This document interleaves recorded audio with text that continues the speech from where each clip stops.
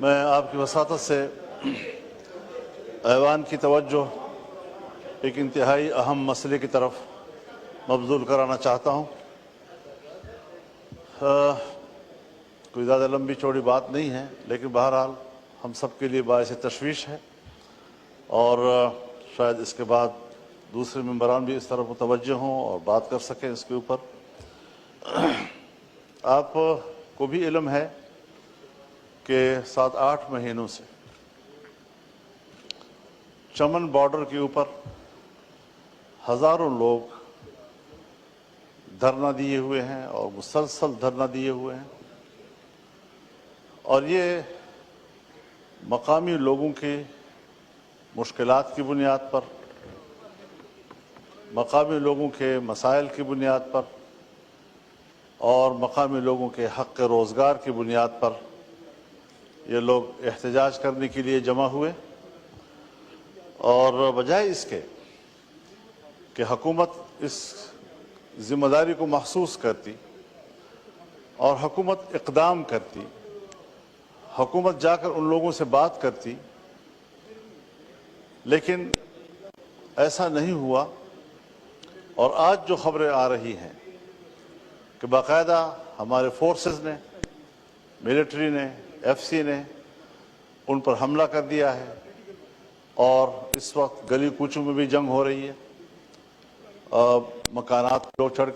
چڑھ چکے ہیں، فائرنگ کا تبادلہ بھی ہو رہا ہے۔ اموات کی خبر ابھی نہیں آئی، لیکن بہرحال زخمیوں کی خبریں آئی ہیں، اور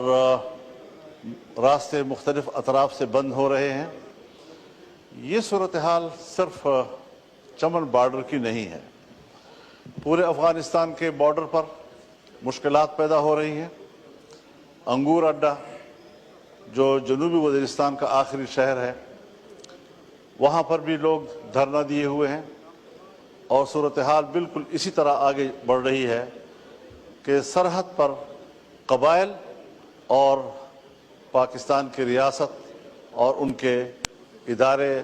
آپس میں تصادم کی طرف جا رہے ہیں۔ شمالی وزیرستان سے جب میران شاہ سے آگے غلام خان جو ہمارا آخری سرحدی شہر ہے، وہاں پر بھی عوام کی صورتحال اس طرح بگڑتی چلی جا رہی ہے۔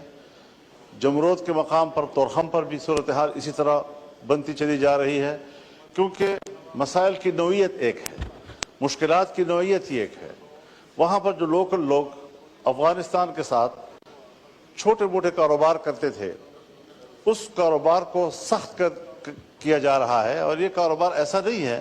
کہ کوئی آج شروع ہوا ہے، صدیوں سے ان لوگوں کے باہمی تعلقات ہیں، اور ان باہمی تعلقات کی بنیاد پر وہ آپس میں کاروبار بھی کرتے ہیں، دہاڑیوں کی بنیاد پر کرتے ہیں، کچھ کما لیتے ہیں بچوں کے لیے۔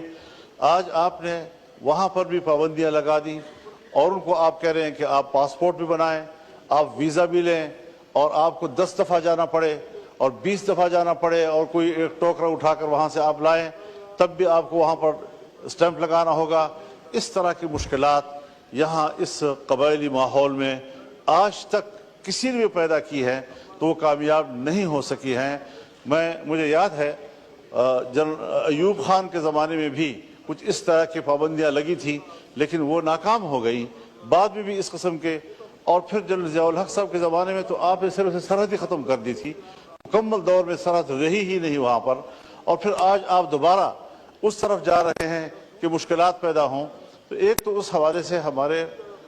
پڑوسی ممالک جو ہیں ان کے ساتھ تعلقات کی بہتری کا راستہ یہ نہیں ہے، ان کے ساتھ بھی ہمارے تعلقات میں تلخی آ رہی ہے، شدت آ رہی ہے، اور ہم انتہائی غیر ذمہ دارانہ انداز کے ساتھ آگے بڑھ رہے ہیں۔ قوم کو ہم خدا جانے کیا سنا رہے ہیں، اور کیا اپنا موقف اس طرح پاک، صاف اور شفاف کہ زمزم سے دھلا ہوا موقف قوم کے سامنے پیش کر رہے ہیں کہ ہم تو بالکل بے گناہ ہیں، ہمارے ساتھ تو بڑی زیادتی ہو رہی ہے، حالانکہ حقائق ایسے نہیں ہیں۔ میں یہ ڈیمانڈ کروں گا کہ پارلیمنٹ کی یا قومی اسمبلی کی ایک کمیٹی بنائی جائے، اور وہ اسپیکر کی سربراہی میں ہو، وہ جائے وہاں پر، لوگوں سے بات کرے، پوری ذمہ داری کے ساتھ بات کرے، اور پوری رپورٹ اسمبلی میں لائیں۔ اور آپ سے براہ راست ایک گزارش یہ ہے کہ آپ ابھی ہدایات دیں وزارت داخلہ کو کہ وہ وہاں کی تازہ صورتحال کے بارے میں پارلیمنٹ کو آگاہ کریں۔